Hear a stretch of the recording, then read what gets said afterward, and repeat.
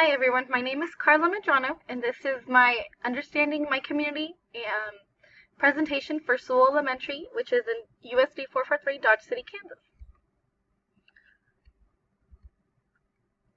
No customs and traditions. Dodge City, Kansas is located in southwest Kansas, and it is part of Ford County, as you can tell on the map right there. We are famous for its wild frontier and the famous Foothill Museum. Just recently we got the Foothill Casino and the Long Branch Lagoon Water Park, which the community was very excited about. Common ideas and attitudes.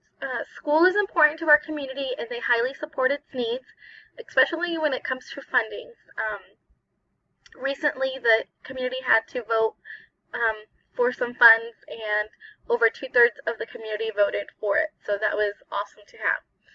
Habits of people. We have hard workers who are looking for a better future for themselves and their families. Lifestyles shape social action. Many families are considered low income, but they are hard workers looking for a better future. Impact of race, religion, origin on economic, political, and social class structure. Like I said, we're a culturally diverse community. Parents work long hours and are involved in less in their child's education, which causes students to come to school with not a very strong educational foundation. Some kids come to kindergarten not even knowing their name or their letters. Different religions in the community. A lot of them are Catholic. We have 35 churches. Policy and curriculum. Our district's curriculum is aligned with the Common Core standards. Our curriculum focuses a lot on language opportunities due to our high rate of ELL students. And in order to do this, we have a lot of visuals, manipulatives, anchor charts, and we use gestures. How it has been handled.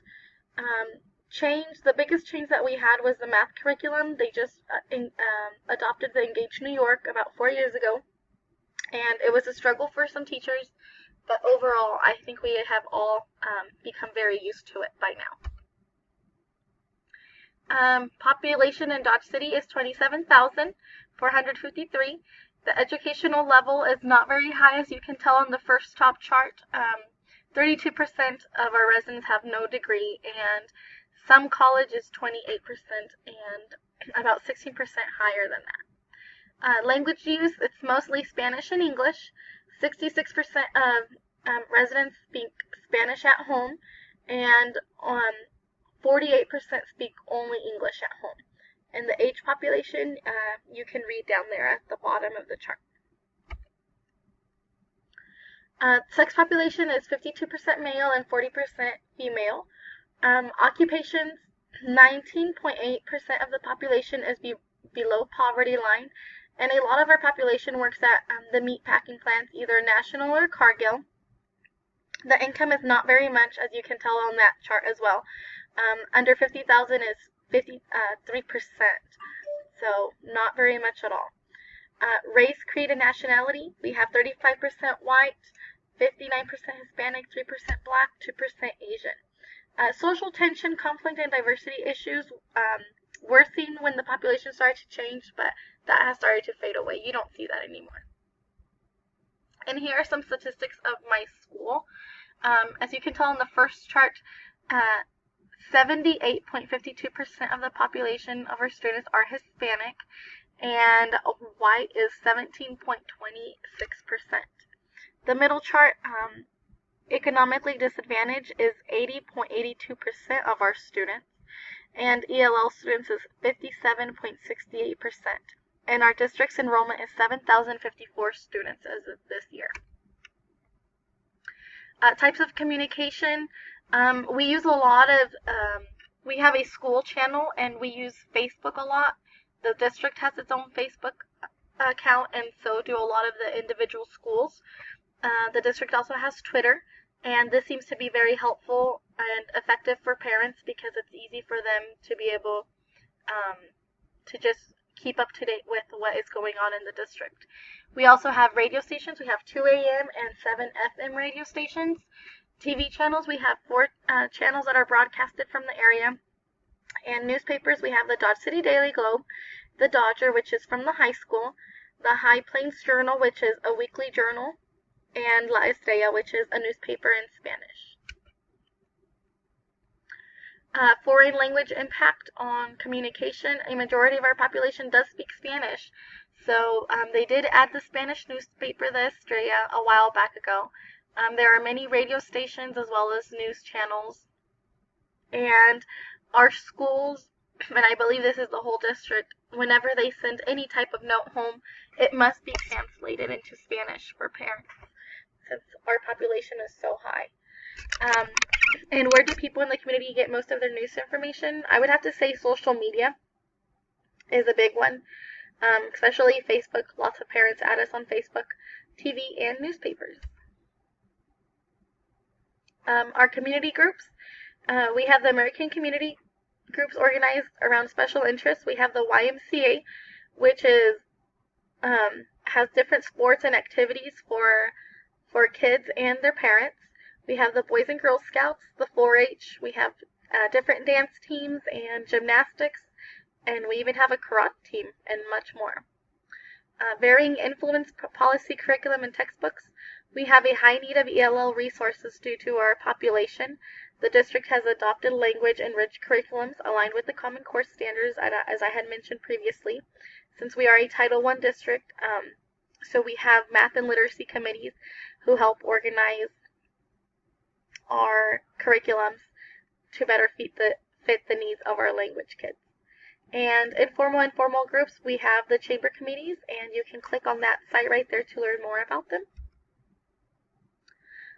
No leadership. Who are the influencing agents? Well, I believe it's the city commissioners, the district board members, teachers, principals, and I also believe parents are too. Who are the persons being influenced? Colleagues, children, adults, and anyone really that can be influenced by a leader. Not necessarily related to social status or position in community. Other leaders would be the church pastors, coaches, and even our co-workers. Different theories, position, situation. We have the 32 churches that we have in town. Community leader characteristics. I believe some characteristics are they must have a vision and be goal-oriented. They have strong morals, they communicate well, are honest, are a good listener, caring, are dedicated, they think ahead, they are respectful, and they are motivators. Economic conditions, government and business reports. In 2012, there were 1,966 firms in Dodge. The largest are the 2 meat packing plants, like I mentioned earlier. We also have livestock and crops. We have the school district, and then the new addition, the Boho Casino. Agriculture, commerce, and industry. For our jobs, 18.2% are in management, business, science, and arts. 32.2% are in production, transportation, and materials moving. And 14.5% are in natural resources, construction, and maintenance. And I put a chart for the industry in Dodge City, Kansas, so you can pause to take a look at that as well. For transportation, we have the public transportation bus, which is takes you around town. That was just recently added not too long ago, very low cost. We also have buses that go out of town. We have the train station and the airport. Economic conditions. The land is used for residential areas, businesses, and agricultural purposes. Property values, there were around 8,854 households approximately. The median value was $101,000, and down there at the bottom you can see the chart of the average cost of homes, and then an average of 3.1 people lived in a household. The sales tax rate for Dodge City is 8.65%, and for Kansas it is 1.2%. Political structure, we can separate politics from education. Can we separate politics from education? No, I don't believe this will ever be able to happen. Education will always be tied to politics due to finances. More of the money is spent at the state and local levels on education than any other function of government. All schools in our district are considered Title I schools, as I had mentioned earlier. And just this year, recently we received $84 million as an annual budget, and we're expanding our schools and getting better resources to better fit the needs of our students. The state and national understanding. The relationship at state and national level is important to our district. Without the aid of their funds, it would be hard to help our students succeed locally. Locally we couldn't fund schools on our own, so we need their help. Social tensions, interracial confrontation. There is a lot of diversity in our school, but there is no tension between them. As I mentioned earlier, when Hispanics first started arriving, there was some tension, but that has faded away with time. Gangs, there used to be a problem at schools at the upper grade levels, but that has luckily been under control in the past few years. Cliques can be seen at the upper grade levels as well as the lower ones too, and I think that's just something we're always going to have. Discrimination, there was some against Hispanics at the beginning, as I said, but that's all done. Schools, we try to discuss the different types of ethnicities and cultures in our district, so students are aware of them. Sources of information. School records that must be given to parents. That's the Buckley Amendment.